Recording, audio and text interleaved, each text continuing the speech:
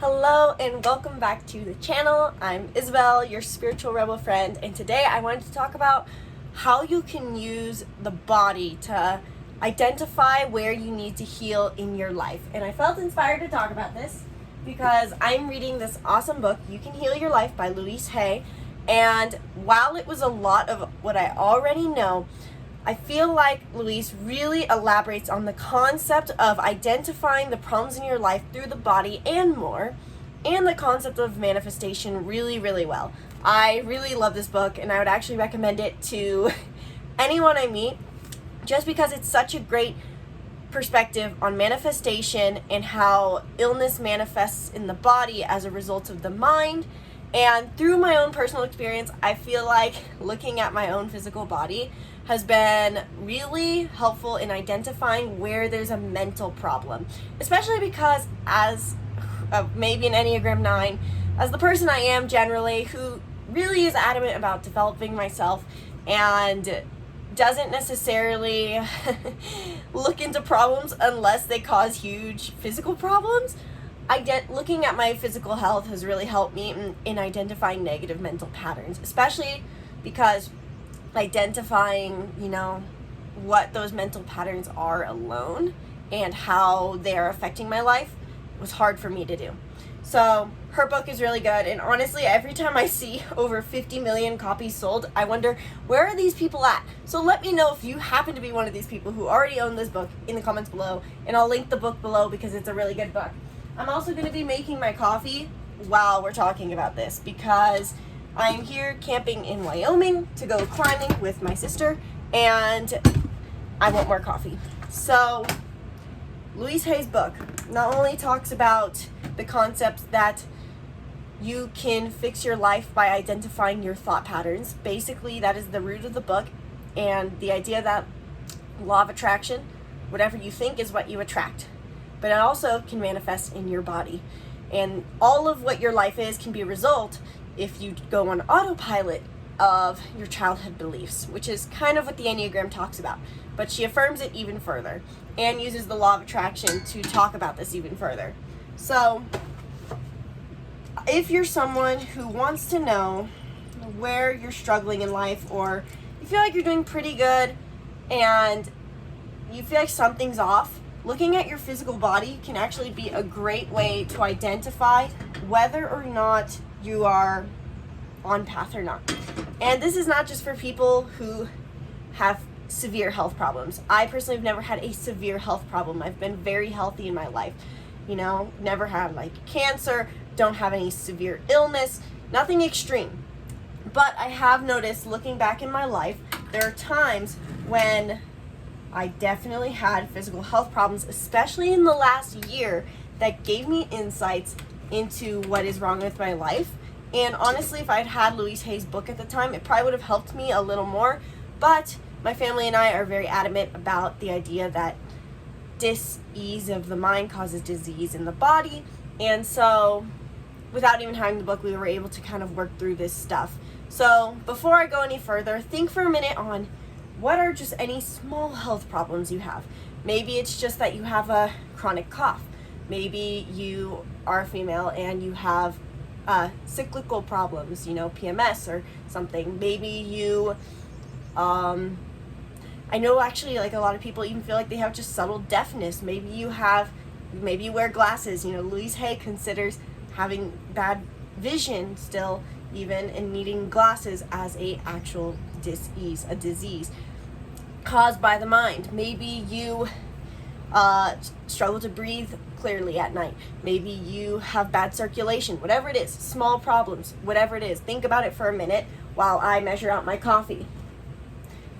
And we're just going to plug this in right here and move my phone charger. So think for a minute about what your health problem is. And I'll kind of just overview a little. I want to overview in the book a little. Maybe I'll do this at the end about specific lists of problems. She has a whole checklist of problems and what the cause is and affirmations. So for example, stomach problems, not being able to stomach something. I'm actually going to read specifically what she says for stomach problems. FGH. see. Here we go.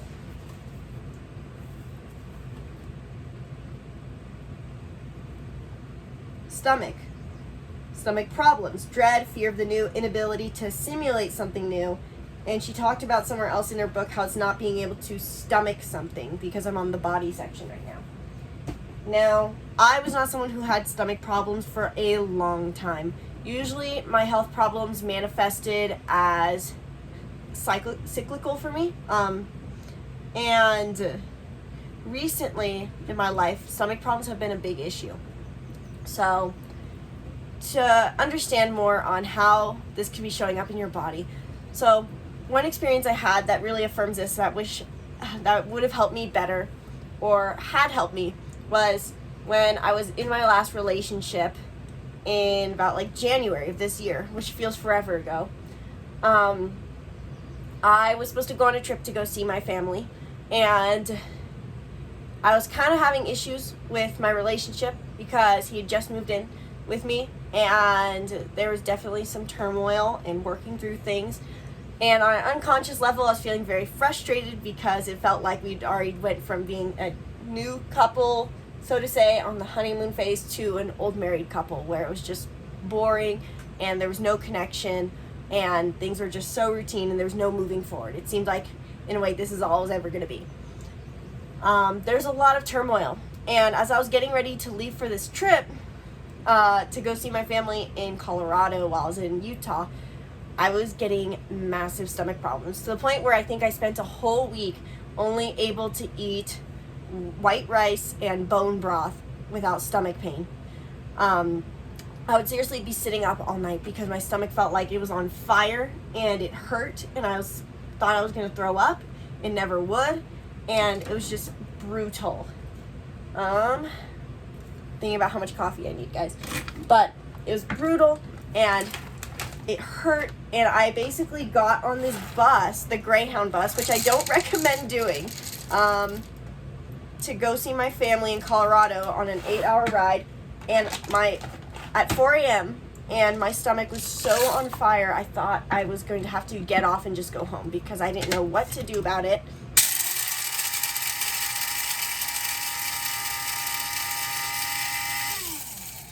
And it just hurt.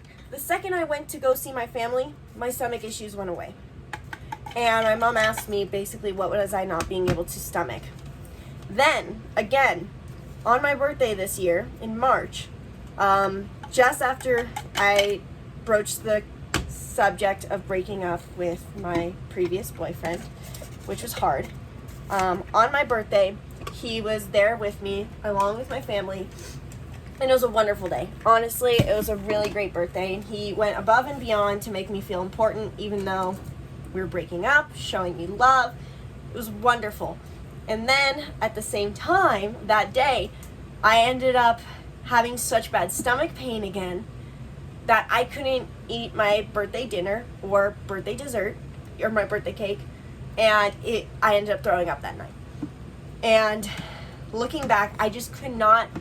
It was basically such a perfect day that I could not stomach the fact that I was breaking up with him, because he seemed and felt just so perfect and things were so great, and it was just so sad to be letting him go that I could not stomach it.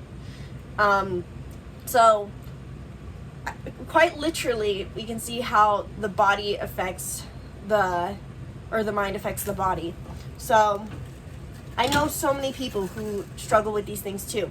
You know, honestly, my dad is somewhat deaf, and there's often times where he feels like he doesn't want to hear things. I have friends who also have stomach issues, and they feel like they have so much to live up to, so to say, so many standards. I know people who struggle with their breathing, and they feel like they put so much on them or not even put so much on them. They feel like they can't breathe in life. They feel, in a way, a sense of depression. So many things.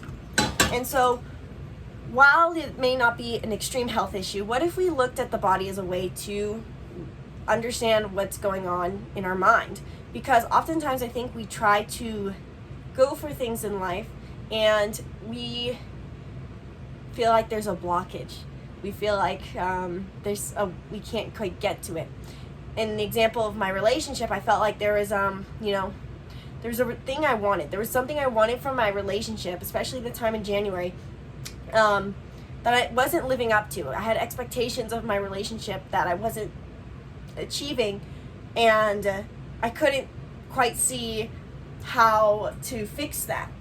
But having those stomach issues come up, as much as it was honestly one of the worst experiences of my life, it was also very insightful, and it told me that there's something I needed to digest. I needed to basically speak out my frustrations in my relationship in order to gain clarity on what I felt I was lacking in my relationship, to then know how to move forward.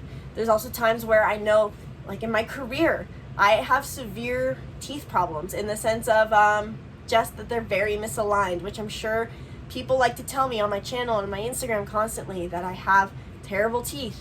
Thank you very much, trolls. Go find something to do with your life.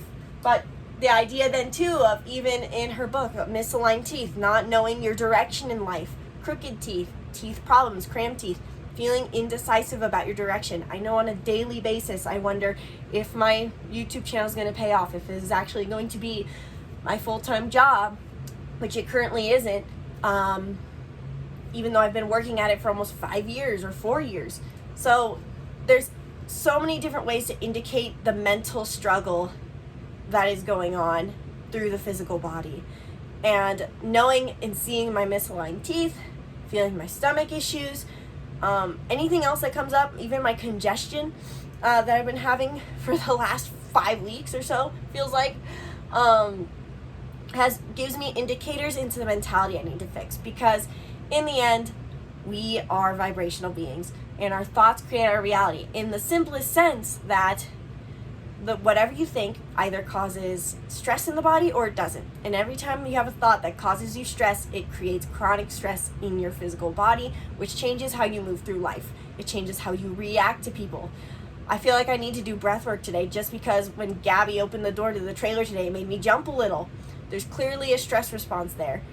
And in a deeper level, the law of attraction. Whatever your thoughts are, create your reality. And so if you feel like you've been trying to manifest something that isn't working, looking at the physical body can tell you what thought is persistently there. For example, like I said, with my career, in a way, because just in maybe the first year my career didn't take off doing this channel, I've now created a chronic thought that it's never going to work, especially being surrounded by a family with not the greatest money mindset. Even though we live a great life, we've lived a great life off of very little money. And so I have this chronic belief that it's never going to work. I have to change directions, so on. And so that gives me insight into knowing, seeing my teeth. There's the chronic thought still there. There's an indecisiveness about my direction in life. How can I affirm that this is the right direction? Because quite literally, my career could just not be paying off, because I feel as if no matter what I do, it's going to be the wrong thing. Typical Enneagram 9 thought. The Enneagram also ties into this, I want to do a video eventually covering, we have theories on your Enneagram creates your physical build. 9s tend to be hypermobile.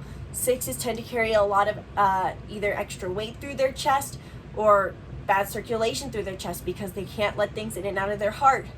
Enneagram 8s have the most bold, scary voices you will ever meet. Enneagram 7s generally tend to be bigger, stronger built people because they believe they can take up space potentially. So on. For some reason, my favorite one, if you want to know if you're an Enneagram 4, Enneagram 4s without hesitation can palm the floor, like touch their toes without any struggles. There's like an open hamstring thing, as if they have to have very open boundaries, so to say, or be very adaptable in their root chakra, their home life, which creates the hypermobility. So there's different ways that thoughts show up in the body, and by knowing how your thoughts show up in the body, you can see how your thoughts are creating your reality. Is basically what I'm inviting you to do in the end. Looking at your physical body and understanding what could be limiting you in life. And especially if you're trying to manifest something. If you're struggling to manifest a dream partner, look at what is your physical build, what is your physical illnesses. Even if they're small, they may not seem that important, like my congestion. I recently read how it has to deal with issues with authorities, which I've recently had, or feeling like I'm stuck following other people's schedules, so to say. Looking at all these small little things can help identify the thought pattern that's keeping you stuck. So I will link her book below. Just as a general though, you know, even this is the same, she uses the chakras. If you have trouble with your anything hip below or legs below, there's something issues with security. If you have issues with your reproductive organs or hips, there's an issue with self-worth or with creativity or owning your sexuality and your desires. If you have issues with your stomach or your abdomen or hernias, there's something that you're not taking action on. There's a disconnect. There's a misalignment in your actions or not doing things. If you have issues with your circulation, lungs, heart, arms, there's an ability to let love in, let love go. Issues with joy or love.